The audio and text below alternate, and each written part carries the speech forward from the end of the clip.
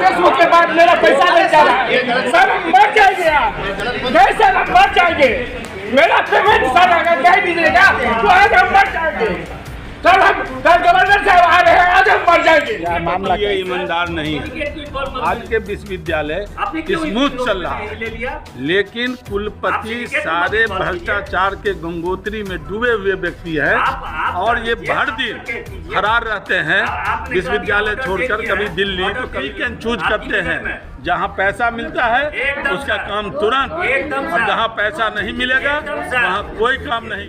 ऐसे भ्रष्ट कुलपति को, कुलाधिपति को संज्ञान लेना चाहिए और हम उनसे आग्रह करेंगे कि इनको पर कार्रवाई करें और इनको जब तक इनका मेडिकल जांच करावें, हम तो कहते हैं मेंटल केस है।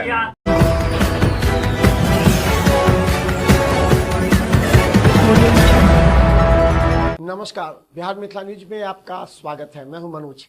देखिए, किसी भी विश्वविद्यालय के लिए सबसे महत्वपूर्ण दिन वो होता है जब कोई राज्यपाल वहां पहुंचते हैं और वहां के कार्यों की समीक्षा करते हैं। देखिए, सीनेट की बैठक कल होने वाली है। उस बैठक से पहले आज जो महत्वपूर्ण बैठक थी उससे पूरी तरह हंगामा हो गया। लोगों ने आक्रोश, जितने भी वहां कर्मचारी थे उन लोगों ने आक्रोश जताया कि जो कुलपति हैं उन पर भ्रष्टाचार के भी आरोप लगाए। कहा जाता है कि उन्होंने कई ऐसे नियम थे जिसको ताक पर रखकर काम किया। वहीं 178 करोड़ रुपए से अधिक की राशि जो कि सेवानिवृत्त कर्मचारियों के लिए आई हुई है उसका वितरण अभी नहीं किया। हंगामे के बाद कुलपति ने आश्वासन दिया कि जल्द उनकी मांग पूरी हो जाएंगी, जबकि 22 तारीख को कुलाधिपति यहां पहुंचने वाले हैं। देखिए, बेनीपुर के विधायक विनय चौधरी के साथ अन्य लोगों ने कड़ा विरोध जताया। हंगामा हो गया। कुछ देर के लिए पूरी तरह अफरा तफरी का माहौल कायम हो गया। कर्मचारी धरना प्रदर्शन करने के लिए बैठ गए और किसी भी जो सिंडिकेट सदस्य थे उनको अंदर जाने नहीं दिया। कल क्या होगा इसको लेकर के पूरे विश्वविद्यालय में चर्चा है।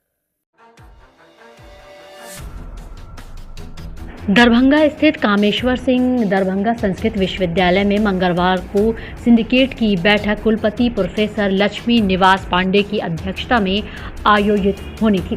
बैठक शुरू होने से पहले ही विश्वविद्यालय के वर्तमान और सेवानिवृत्त कर्मचारियों ने मुख्य गेट पर धरना देकर सिंडिकेट सदस्यों का घेराव कर दिया। कर्मचारियों ने वेतन, पेंशन और प्रमोशन से जुड़ी लंबित मांगों को लेकर सदस्यों को परिसर में प्रवेश करने से रोक दिया, जिससे महत्वपूर्ण बैठक बाधित हो गई। बताया जा रहा है कि 22 अप्रैल को सिंडिकेट की बैठक प्रस्तावित है, जिसकी अध्यक्षता बिहार के राज्यपाल सह कुलाधिपति करेंगे। उससे पहले सिंडिकेट की बैठक में कई अहम बिंदुओं पर विचार विमर्श होना था, लेकिन कर्मचारियों की नाराजगी के कारण बैठक शुरू नहीं हो सकी। मौके पर कुलपति कर्मचारियों और प्रदर्शनकारियों से बातचीत कर समाधान निकालने की कोशिश करते नजर आए। वहीं आपको बता दें कि घटना की गंभीरता को देखते हुए मौके पर दरभंगा डीएम, एसएसपी सहित कई वरीय पुलिस अधिकारी पहुंचे और स्थिति पर नजर बनाए हुए रखे। क्या मामला ये ईमानदार नहीं है।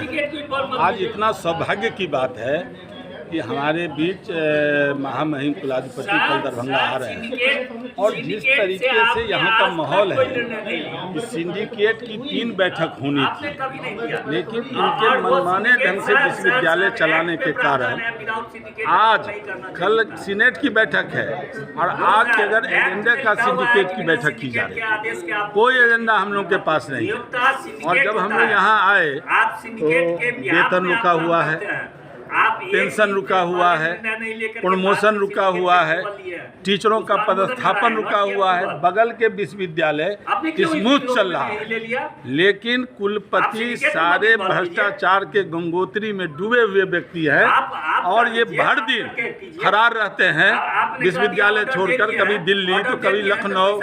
ये कारण कि कुलाधिपति को कैसे मैनेज किया जाए इसी में भर दिन ये लगे रहते हैं। इनको विश्वविद्यालय, इतना बड़ा संस्कृत विश्वविद्यालय दरभंगा महाराज का इतना बड़ा धरोहर और ये विश्व में जाना जाता है दरभंगा कामेश्वर सिंह संस्कृत विश्वविद्यालय, इकलौता विश्वविद्यालय। इसका इतना दुर्भाग्य कि ऐसा निकम्मा कुलपति इस विश्वविद्यालय में पदस्थापित है।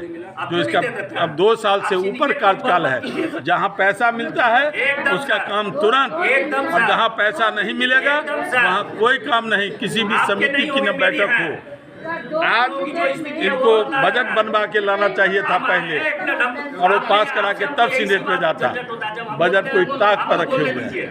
ऐसे भ्रष्ट कुलपति को, कुलाधिपति को संज्ञान लेना चाहिए, और हम उनसे आग्रह करेंगे कि इनको पर कार्रवाई करें, और इनको जब तक इनका मेडिकल जांच करावें, हम तो कहते हैं मेंटल केस है, और जब तक जांच रिपोर्ट नहीं आती है तब तक इनको पद मुक्त रखें। वो तो स्वागत योग्य है, वो आ रहे हैं प्रथम बार महामहिम कुलपति बन के कुलाधिपति की हैसियत से, ये तो मिथिला का गौरव की बात है। बातें यदि रखने का मौका मिलेगा तो निश्चित रूप से एक एक बात कुलाधिपति को संज्ञान में दिया जाए। आज सिंडिकेट की बैठक प्रस्तावित थी 11 बजे, हम पौने 11 में आए हैं। यहाँ पर ये लोग धरना पर थे। इन लोगों ने इससे पहले भी जो 2 बैठक हुई थी उसमें उन्होंने धरना दिया था। मैं वो आश्वासन दे के कि मैं जाता हूँ, बात करूँगा। मैं बात किया था, लेकिन मेरी वार्ता के बाद भी, जब सिंडिकेट में निर्णय के बाद भी समाधान नहीं इन लोगों ने किया, तब आज इन लोगों के साथ ये लोग धरना पर बैठे हुए हैं। तो हम लोगों का भी कहना है कि आप तय कर लीजिए, इन लोगों की समस्याओं का समाधान कर लीजिए, तब हम सिंडिकेट की बैठक में जाएंगे। क्या है यहाँ पर तो मामला ही मामला है, छात्रों को अंक पत्र समय पर नहीं देगी। देखें कहीं पर भी सिंडिकेट में छात्रों का अंक पत्र देने के लिए उठाया जाता है। 6 महीना तक अंक पत्र नहीं जारी दिए थे। 178 करोड़ रुपया राज्य सरकार ने पेंशनधारी के लिए पैसा दे के भेजे हुए हैं, और उसका भुगतान नहीं कर रहे हैं।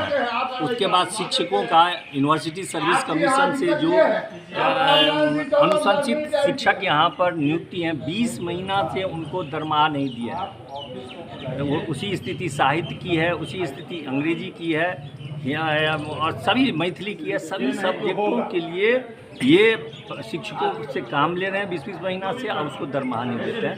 इसलिए इन लोगों की समस्या है। ये लोग ये डिमांड कर रहे हैं कि हमको भुगतान दीजिए, तब आपको क्योंकि इनकी बात से हम इसलिए सहमति रख लिए, क्योंकि इससे दो पहले बैठक में, सिंडिकेट की बैठक में ऐसे ही लोग घेराव कर लिए थे। तो इन लोगों को आश्वासन दिए थे कि अंदर जाने दीजिए, अंदर बात करेंगे तब ना।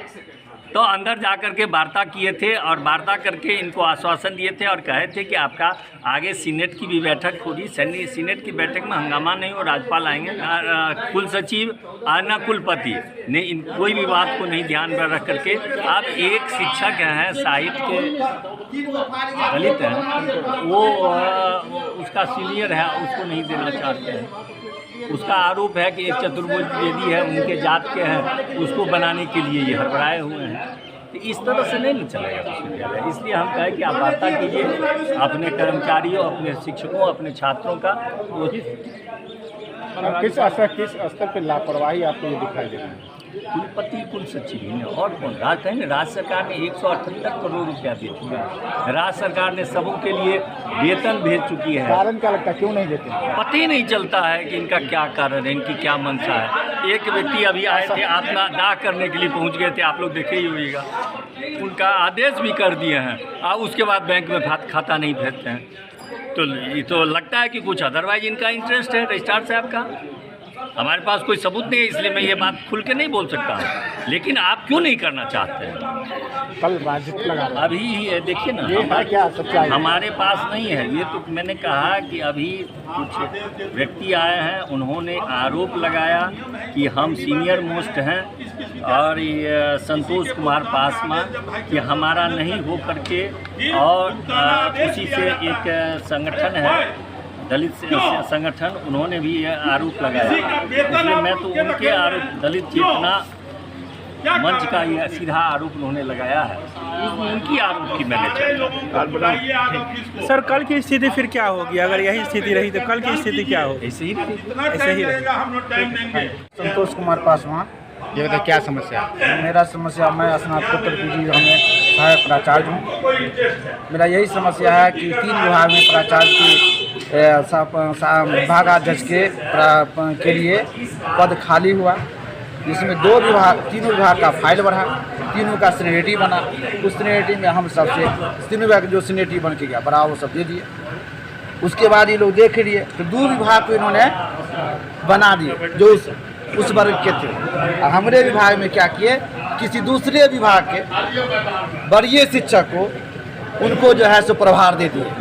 और मेरे ही असिस्टेंट प्रोफेसर जो मेरे साथ है उस दूसरे विभाग को विभागाध्यक्ष बना दिए। मेरे विभाग के लिए ये भूल था, क्योंकि मैं उस समाज से आता हूँ, मैं दलित समाज से आता हूँ, इसीलिए मैं 1.5 साल से इन लोगों के साथ प्रार्थना करते हुए मैं किसी सभी माननीय मंत्री, माननीय विधायक सबसे को कहे, माननीय संजय झा जी को भी कहे, उनको को कहे, माननीय दिलीप कुमार चौधरी जी को, विनय कुमार चौधरी जी को, सभी मंत्रियों ने इनको कहे हैं, लेकिन उनका भी बात नहीं माने हैं।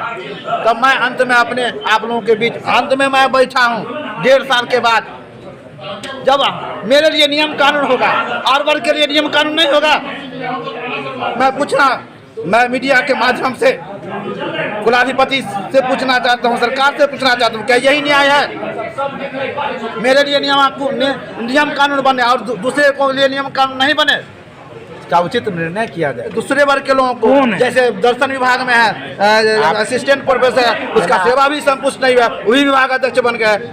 आपका तो वहाँ भी कौन विभाग? मेरा साहित्य विभाग है। और साहित्य विभाग में ही ऐसा 3 फाइल बढ़ा था, 2 को बना दिए हम। जो आप सबसे सीनियर थे? जी, मेरा विभाग से भी अनुशंसा हुआ है सीनियरिटी का। कुल सचिव मांगे थे कौन सीनियर है, तो बना करके दिए थे कुल सचिव, सब फाइल में लगा हुआ है। लेकिन पहले मेरा पेमेंट नहीं देना है, आपको नहीं देना है। कुल सचिव का कहना है, VC साहब का कहना है, जो आपको पेमेंट हमको नहीं देना है। उसके बाद मेरा पैसा नहीं जा रहा है सर, हम मर जाएंगे आप। नहीं सर, हम मर जाएंगे। मेरा पेमेंट सर अगर नहीं दीजिएगा तो आज हम मर जाएंगे। कल गवर्नर साहब आ रहे हैं, आज हम मर जाएंगे। अभी कहते हैं बर्दाश्त नहीं हुआ था, इतना अन्याय कहीं नहीं देखे सर।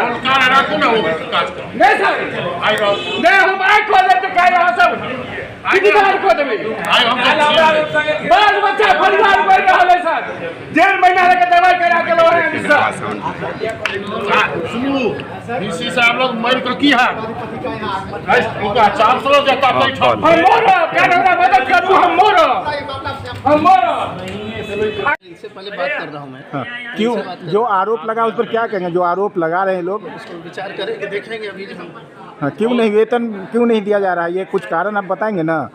नहीं, परेशानी यही थी कि जो राज्य सरकार का था सबका जांच वाच करना, डेट ऑफ बर्थ, अनुभव प्रमाण पत्र इत्यादि, उसमें जो है विलम्ब हो रहा था। तो सिंडिकेट की हमको कहा कि विलम्ब हो रहा है, उनसे अंडरटेकिंग लेकर दिया जाए। अंडरटेकिंग सबकी आ गई है और कल उनका भुगतान का आदेश भी हो गया है। कई के जो जांच प्रक्रिया में जो थी वो सब थी, कल उन सबका जो है हमने भुगतान के लिए जिनका बजट में प्रावधान हो गया उसका हमने आदेश कर दिया है।